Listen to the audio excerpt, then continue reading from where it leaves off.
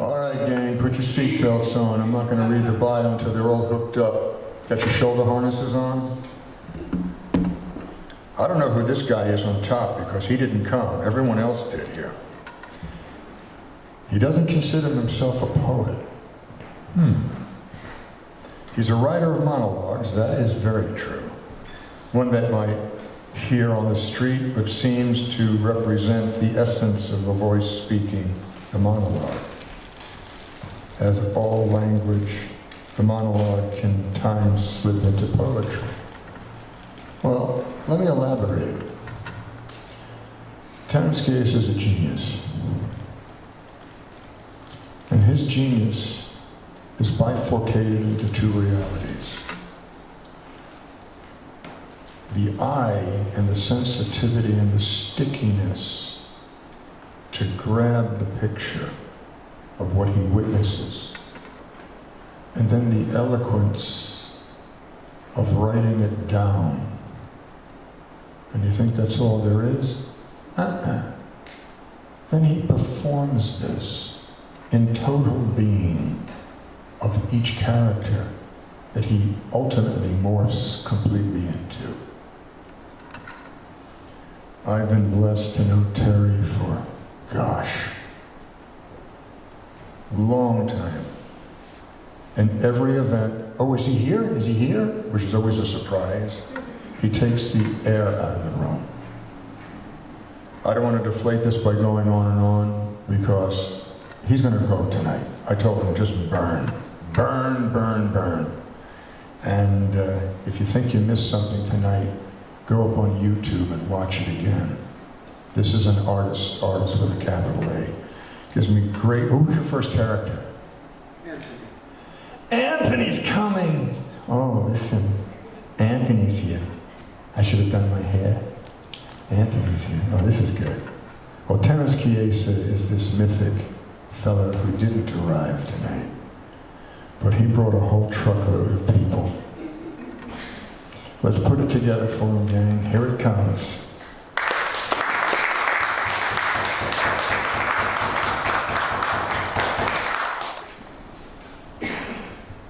I come to these things hoping to be surprised by something extraordinary. Not frivolous, not whimsical, not clever. We've all become too good at that. Oh, you know, the cute, awful tricks. And that post-modern stuff leaves me, oh, I don't know, sad, empty, alone. Yes, that's it. Sad, empty, alone. Deny the feeling soul, deny the human touch, deny. And when we first agreed to this cool minimalist thing, what are we left with but the polished estimate of our own grim psychology, our unavoidable angst, made into a stainless reflection where even the fiery scars of a searing weld are ground to assume a seamless joint.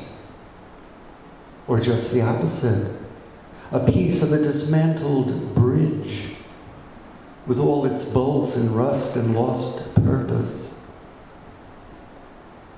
Or worse, a kind of aloof and heady concept. All lasers and lights and smart illusion. What happened to that begoggled beast standing in a shower of sparks? That painter whose best work was on his clothes? What happened? And the price I pay, you ask, for being the horny Baroque? For my love of a tactile evidence, a chisel mark, a charcoal smudge, a jagged line, a slash of black. Alas, great gaps of devastational disappointment, months of monastic self-contempt, innumerable mornings spent counting wooden water tanks, and this strange Martha Graham thing I do with my hands.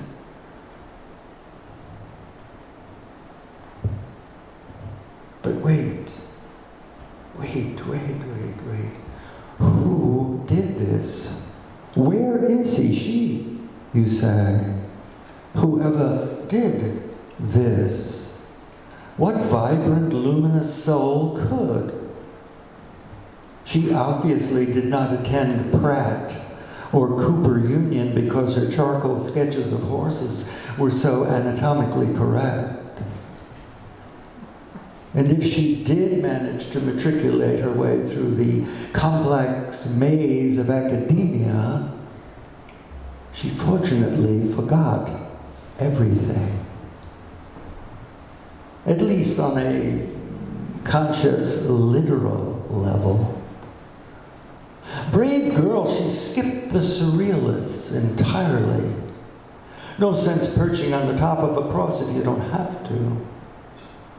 No sense trying to explain the non-art of a urinal out of context, standing plumbing-less in a park.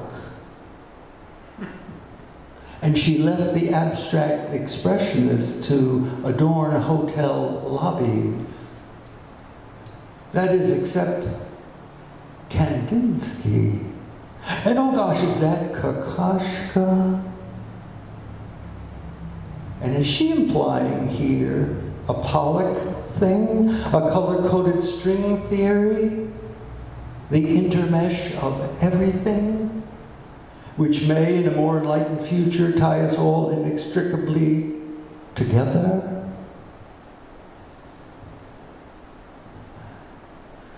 And Vermeer, she understands him completely. His light tinged with rose, passing lovely through a hat. And there's the beginning of all our explicit daring. Rembrandt's bejeweled, bedazzling belt. And there, doesn't that remind you of Cézanne's poised, monumental peach? And that folded cloud looks just like O'Keeffe's flowers. I bet she paints naked in the morning, with her windows flung open so that she could smell imminent snow. Look how that dash of cerulean winter is so windswept.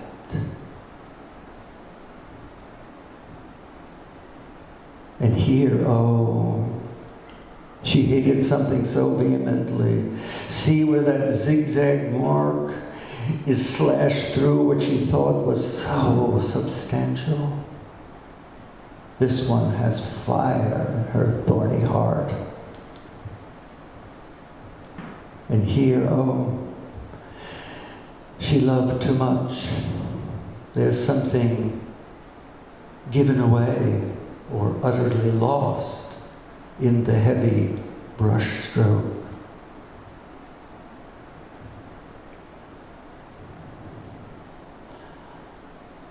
I just know she screams out loud at red. Bawls like a child when she squeezes from the tube a clot of blue. Look how the bursting yellow asks us not to leave. Amazing.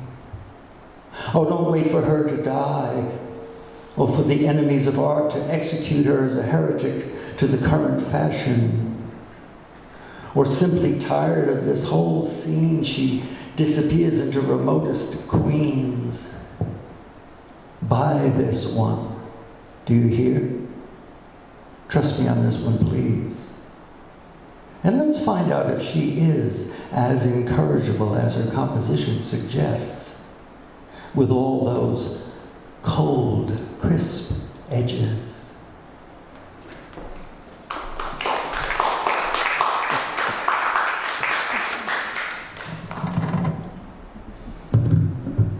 in honor of the southern side of my family, I give you Novel in the Shape of a Voice, Chapter 1, Beginnings. I was born in a little town called Morganza in Louisiana. Up until the age of 10, I enjoyed what might be considered a normal boy's life. More inclined to play hooky than go to school. I spent my languid hours fishing for the big channel cats in the murky depths of the great muddy. But in the summer of that year, I contracted a very serious illness, which left me bedridden for many months. My mother, who worked at the local library, thought it an opportune time to immerse her captive son in a baptism by literature. I remember afternoons filled with books, pillars of substantial volumes stacked precariously on the edge of my bed, which my mother had insisted be moved to the wide, expansive porch, which wrapped around three sides of our large, ramshackle house. I remember awakening to a new, more brilliant light. The dozen or so coats of white paint which had been applied in generous layers over the years, giving to the post and rails, to the wainscot ceiling, to the shiplap walls, the look of having been dipped in luminous chalk. I remember how the light changed under that roof, head-on golden glorious in the morning, a cool block of shade at midday, crimson bleeding into violet in the long late afternoons. I remember my mother's breathy voice, almost too excited to speak, but nevertheless introducing to me the great American writers of fiction and poetry: Hawthorne, Melville, Twain, Dickinson, Whitman, Edgar Allan Poe. All of them there crowded up on the porch. My mother playing the cordial hostess to an open-air cotillion where time in its narrowest sense stepped aside, so that she, in her most formal manner, could introduce the living and the dead, have them come forward, speak to me, recede again into that pleasant procession we came to casually understand as the long afternoon spent in our secret conspiracy to educate. And occasionally, after ordering them from Memphis or New Orleans, came those long plain black vinyl discs, which my mother, after dusting them painstakingly on the hem of her flowered house dress, placed with delicate feminine care on the ancient Victrola, so that both of us, in obvious rapture, could listen to Robert Frost, slow, sonorous, reverberant, recite his simple, profound lines about snow, night, and the woods, or share with grave concern the melancholic wispy whispers of Laurence Olivier's Hamlet as he asked his and our essential question, or be absolutely charmed by Dylan Thomas' light-tripping lyrical across a snowbound Christmas in Wales. All of them accompanied by the chic, chic, chic of the poised and floating needle, my mother's cool, tender hand attempting to arrange an errant lock of my unruly hair, the cold, sweet shock of southern tea in the tall, sweating glasses, the myriad insects darting weightless in the shafts of light.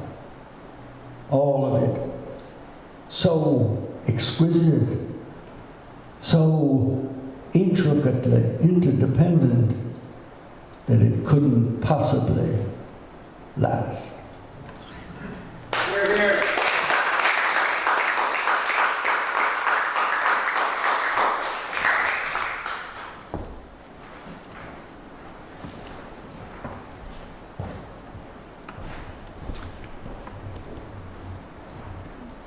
This is inspired by a person I met over 10 years ago. This is a very difficult piece to introduce. All I can say is that this particular gentleman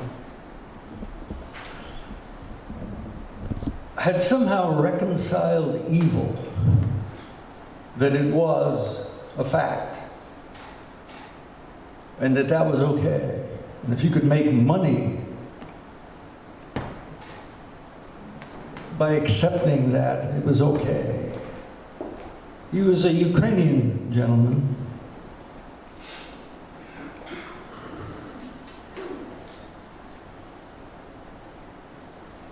And he also looked from the outside at America, gave me a different picture.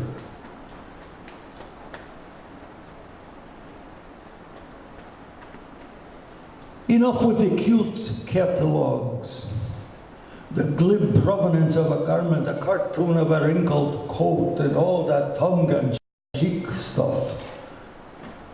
Enough with the Hemingway fisherman look-alike, and all the bolts of recycled proletariat denim, pre-wash the cotton, pre-bend the bill, the boots should look like your poet, Robert Frost, shovel shit 10 years in the barn. And take all the useless gadgets you have hanging in your garage, and make a towering, teetering, three-dimensional collage you can torch in your backyard. America, you, America, if you get any more casual, we'll have to defibrillate you. Send a jolt of serious surprise into that faithful muscle in your chest so that your heavy eyelids will fly open like shutters and you can see the awful mess you inherited.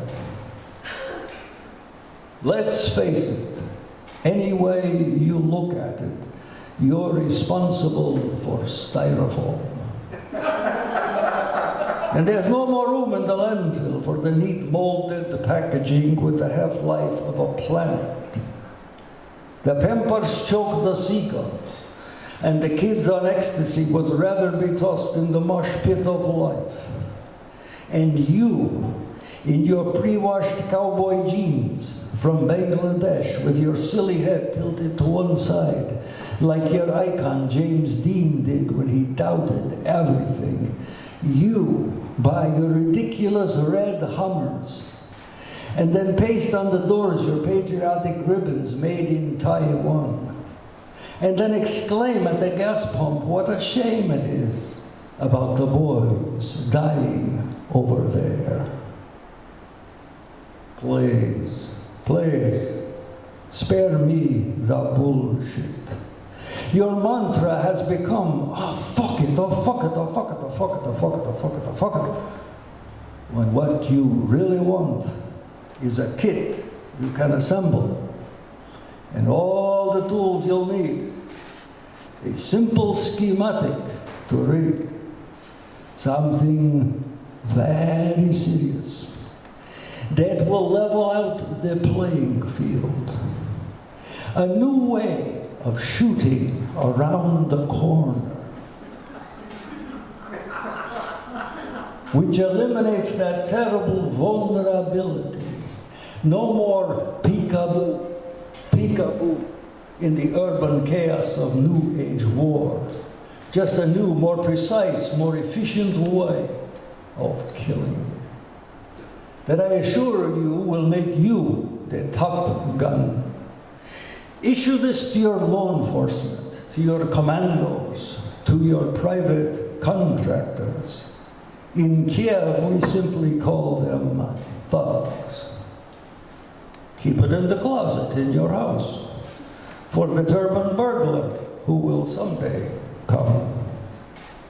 America, you, America, warfare is from the shoulder now.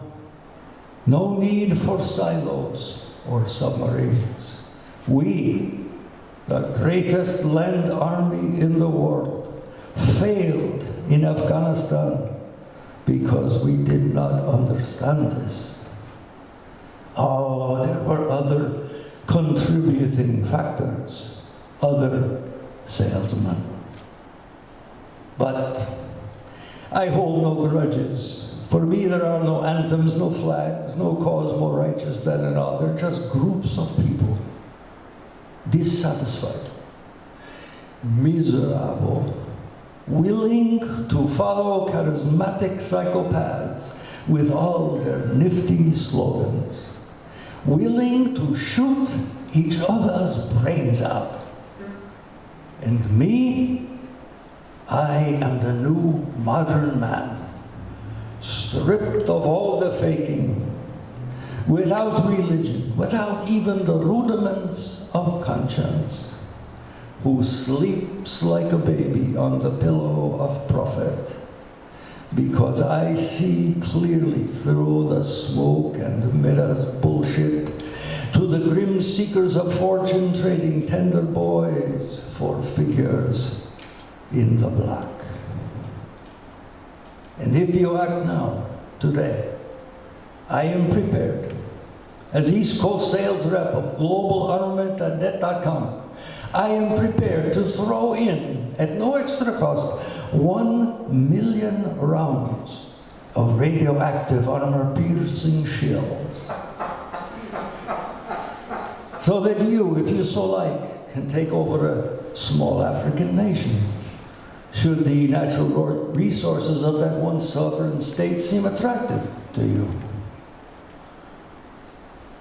Or persuade an already fearful populace as to the economic advantages of small, unwinnable wars.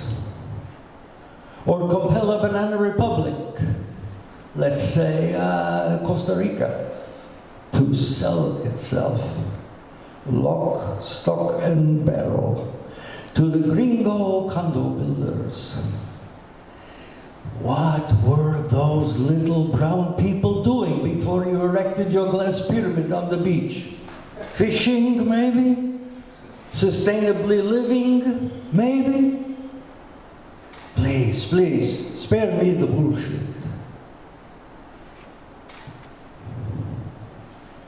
Frankly, I don't care what you do with the fucking gun. It's yours now. You're the kingpin now, Daddy, the big dog. And you got there cheap, believe me. You got there cheap. Where is your Stalingrad?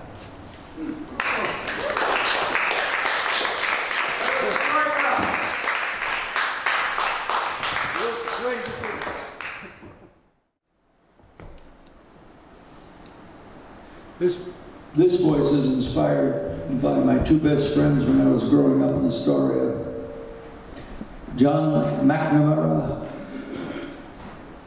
and Robert Moran. I would sit in the kitchen and listen to their parents speaking in that lyrical brogue.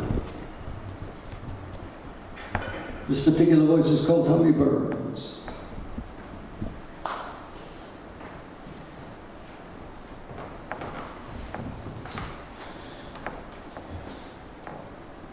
I gotta get in that Irish mood, you know.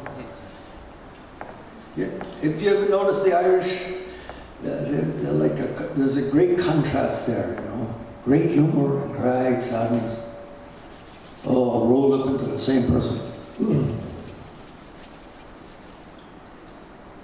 This is from Reflections of a Drunken Irish Gravedigger. The first time Michael O'Leary died, they tied black shoes on his feet.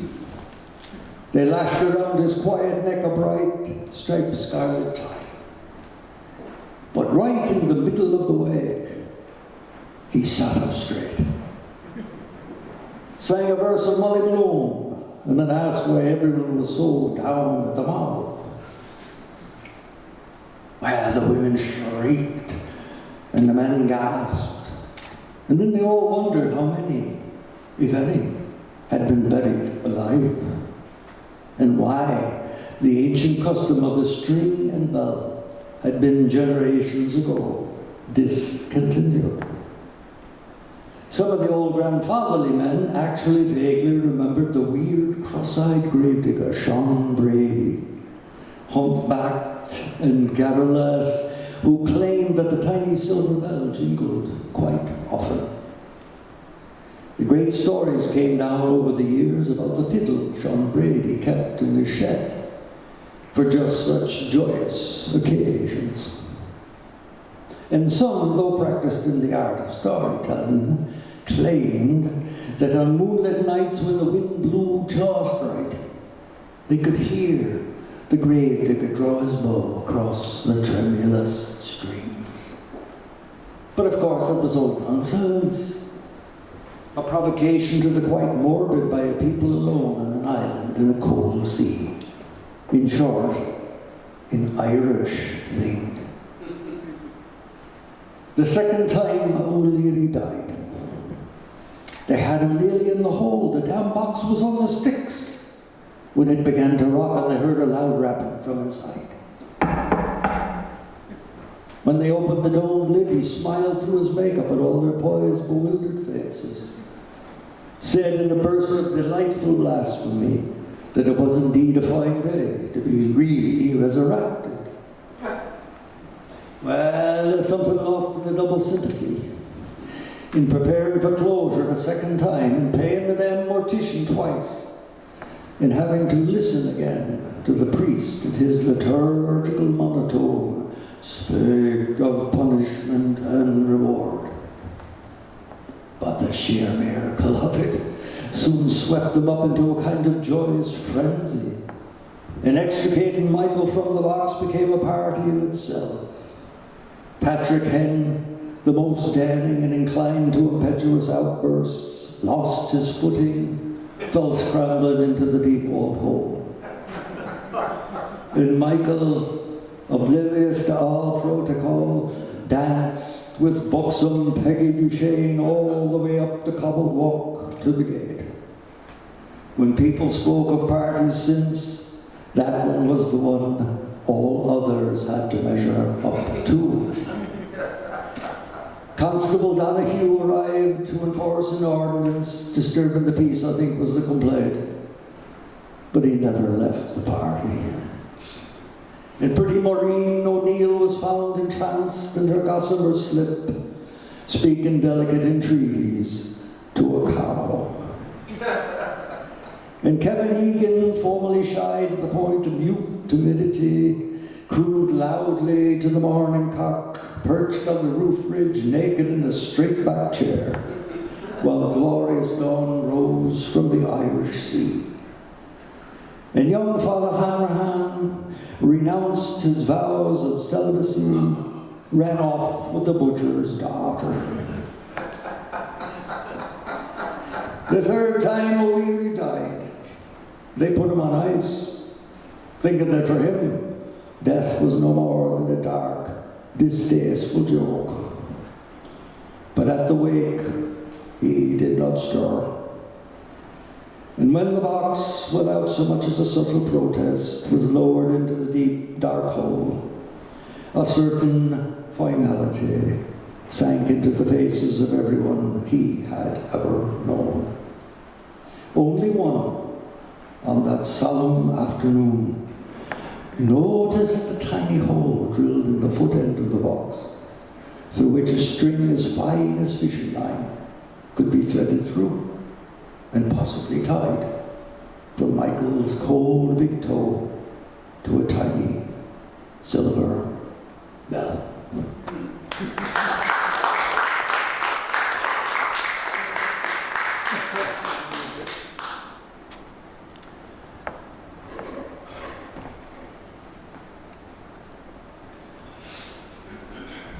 This is a poem about my father, who exerted a profound influence upon my life, for good and for ill.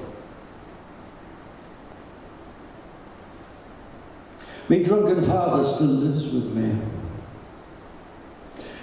Even though I know he died of cancer 3 years ago, at least I think that was him. Sleeping so peacefully in a mahogany box with bronze handles. The one pictured in the coffin catalogue, with pleated and tufted interior, an advertised comfortable place to lay one's head down in, which my mother pointed to with her old crooked finger, to show to others that we cared at least enough to throw money away on something pretty, which would only rot when rain and the earth had a chance to work on it. He still lives with me, even though I know the body sleeping so unlike him on his back is only a dry, shriveled shell, much like the brown, flimsy shells of cicadas which stuck to the bark of trees when I was a boy, and were so difficult to remove in one piece because the legs held on as if alive. So that when I did free one of the hollow phantom bugs, I held it dearly for at least one holy minute before somehow misplacing it. He still lives with me, sitting sometimes late at night at the kitchen table, with his newspaper folded painstakingly into a column as if still travelling in the confines of a tram on his way to work. He looks up at my coming in the back door, a little drunk myself, tracing from head to toe the physical body I will always carry precariously to him. I tell him to go to bed. He rises, not because of my voice, but because he is satisfied that his son has come home in one piece. And then he walks with a kind of weaving, swaying, gentle tilt, as if stepping on a haphazard arrangement of prescribed foot places, and disappears down the dark hall. As he goes, he's wearing the same pajamas and slippers I hated then, but brought to the hospital toward the end of his living, as if they were the relics of a saint, returned to the incarnate of a love and concern who only weighed 90 pounds, but who could still manage a smile of thank you as I slipped the creased and worn old man's slippers, which smelled faintly of his talc, onto his frail, blue-veined feet. I don't think he knew me then, but suspected that someone kinder had been sent. A strange man who could not speak, but only be there as a dumb witness to the terrible fact of his being, after all, only mortal. And I'm sure he does not remember the one night he did not disappear down the dark hall. The one night I did say, "I hate you." My face pressed up so close to his face that I could smell Jim Beam and the perfume that was not my mother's. No, he does not remember curling his fingers calmly into a fist and hitting me as hard as one man can hit another, pivoting on the balls of his feet to deliver the punch straight from the shoulder, as he had been taught by his father. No, he does not remember raising his hand in the dark kitchen, but I do remember. His fist is still laced into the fabric of who I am. A different color in my soul, like a scar of discordant scarlet, woven into the more muted background of a coat, like a skin I can no more alter or remove or wear away. Me drunken father still lives with me, even though I know he died of cancer 3 years ago. Of all the things I could notice, kneeling before that emaciated man, sleeping so unlike him on his back in a mahogany box with bronze handles, his hands were first and foremost, as frail as dead, dry birds' claws, arranged in a prayer atop his chest. They could no longer hold or strike or touch.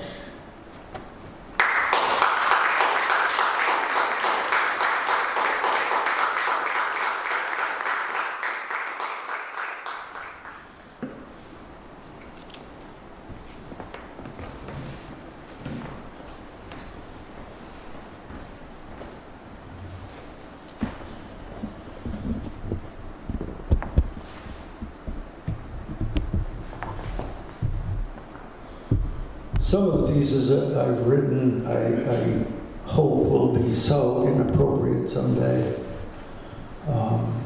But as yet, that hasn't happened. In the voice of Hank Fellows.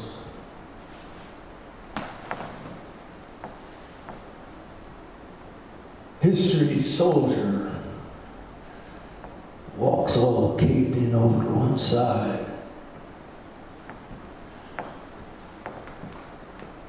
He has been with us a long time. As long as there have been rationale sufficient enough to compel him across 1,000 yards of open space. As if his fragile self was impervious.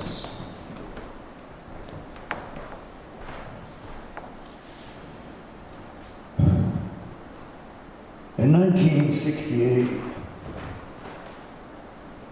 when I should have been discharged from the United States Army with honors, with a chest full of medals and ribbons, I wasn't. Instead, I was sent to Valley Forge Hospital in Pennsylvania for a different kind of R&R. Research and rehabilitation. Some Army shrinks believed that the sear pin in my brain had worn out and that I was on full automatic. They were afraid that what they had unleashed on another culture might come back to haunt them. They were afraid that I might let go into a mall crowd or a stadium mob without any thought to the reason for, the consequences of doing that. I spent 5 years at that institute, nestled in the rolling hills of Pennsylvania, with one-armed and one-legged pieces of other men similarly mind-fucked, who rolled, limped, shuffled through the disinfectant sunshine and one-way conversations with Dr. Major Gottlieb. I never did say a damn word to him. Not even when he suggested that it would feel good to come clean about all the violent shit. I just stared right through him. Right through the window to the green rolling hills of America. I just stared right through him, right through the window, to the accumulated abundance of elaborate lies which had been generously presented to me by all the thieves and cutthroats responsible for the blood-stained robbery of Vietnam. But I didn't think about that then. Most of my interest was focused on the vague, drifting dream cloud of cigarette smoke, I blew out past Dr. Major Gottlieb's persistent, polite question. This poem, this sprawling poem entitled Letter to an Army Psychiatrist in lieu of normal conversation, is addressed to Dr. Major Gottlieb and all those other guys who donned camos and gave up for God and country the only thing worth living for. It is for Russell, whose name appears on the Black Wall in Washington. It is for all of you, too young to remember, and all of us, too old to ever forget.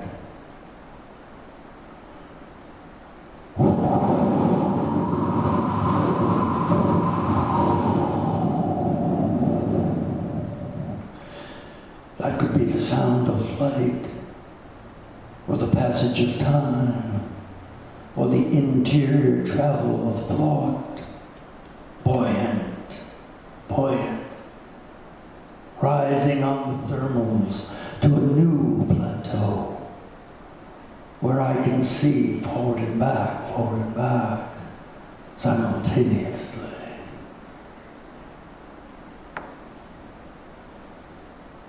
In the closet is my father's gun, wrapped in a soft chamois cloth, locked in a dark walnut wooden box. It's up on the shelf with the folded flag the government gave to my mother, behind the black shoes I wear only at weddings and funerals. He carried the bulky .45 to Iwo Jima, back when he directed young men to objectives only clicks away, with that gun raised high so that they could see that he was fucking serious. I take it down sometimes, open the walnut box, unwrap the soft chamois cloth, take it all apart, put it all back together again. So why is it different for me? I take it out back with some of the guys who shoot the hell out of beer cans, with some of the guys I knew then but know little of them now, except for beer blasts and getting high and oh yeah, another nightmare thing, which comes at the end of an otherwise still day, which produces that soft, surprising rattle in the tops of trees, as if the stirring air had secrets, all tangled up in fear.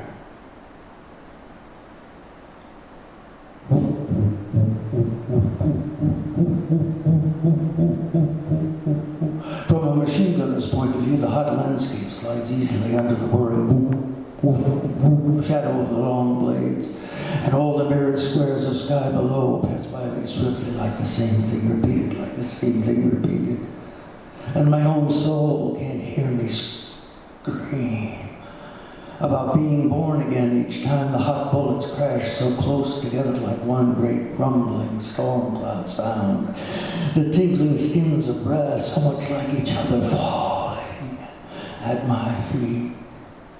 My own soul can't hear me scream because the blades whooping and the slam, bang, banging will not let me hear my own soul scream. I can only be inside the hollow steel belly of a flying nightmare. Death. Be the sadomaso mindfuck grim reaper man, high in crystal meth, shattering all the mirrored squares of sky below with my fantastic gun.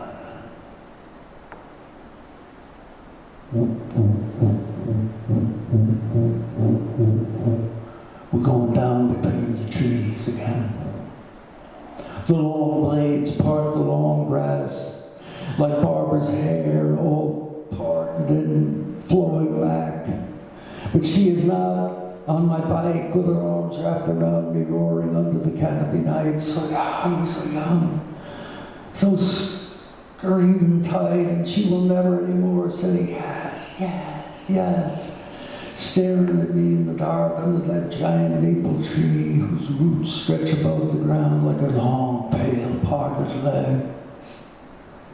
Oh God, I pierce the dark, warm depth of earth. Oh God, I pierce the dark, warm depth of earth.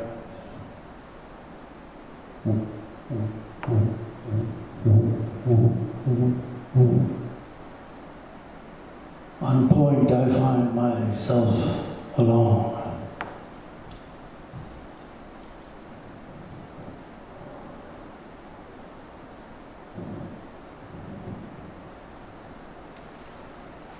Flak jacket open, it's like walking in the park, man. Fear lights a bullet. I am cocksure of living forever. Fear lights a bullet. I am cocksure of living forever. Mantra of a grunt gone mad. I say it often like breathing, man. But not in words, in ghost ideas strung out and spit across my open mouth.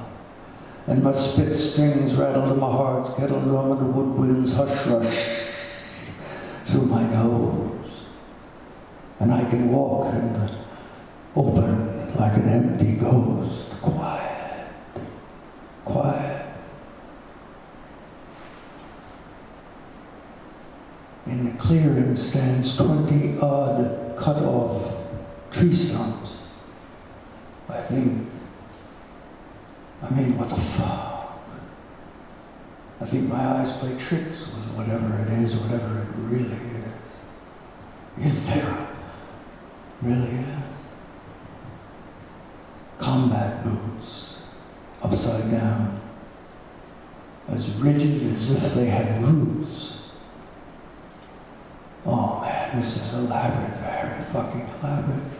Is this some kind of joke or some wired, weird thing underground which will lift us legless in the air? I think my eyes play tricks with whatever it is. Is there really is? And now the Sarge is screaming something really stupid. I can't quite make it out. There's not enough air in the world now that I hear these new small voice whispers in my head. Buried alive. Buried alive. I dig those guys up in my dreams. The dirt of Vietnam is under my fingernails. I have to clean off the faces. I have to clean off their faces. And I hold them like their mother would, and I say shared sacred things to them. But not in words, in ghost ideas, strung out, spit across my open mouth. And my spit strings rattle in my heart's kettle drum and woodwinds hush rush through my nose. And I can walk in the open like an empty ghost, quiet, like I got no weight, man.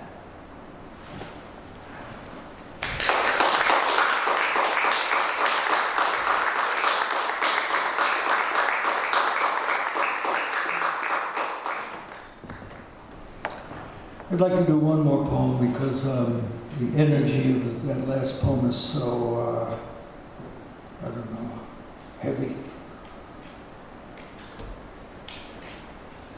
This is a poem for my wife, Pam, in the voice of Bobby Lancaster.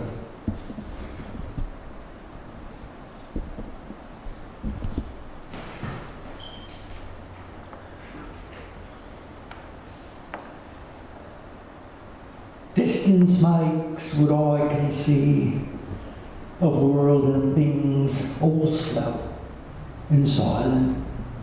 Pushed north is what I travel with, a sense of destination, of going to and of coming from, of leaving and arriving, of wanting to and having been, and then a letting go. I wrap my eager arms around what I can see of world and things approaching. Me, a mind inclined to naming things, distinct from other things, distinct. A rock in front of a tree in front of a cloud, and me, and she is touching me, but I am still far away inside my self-subtle plan of maintenance, keeping who I think I am at least somewhat intact.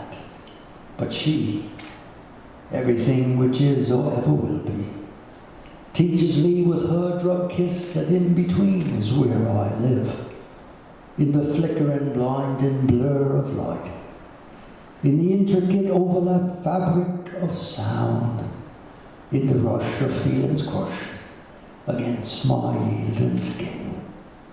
Lost, without a thought, tripping lightly on a mystery, I cannot help but fall apart into the tiniest places.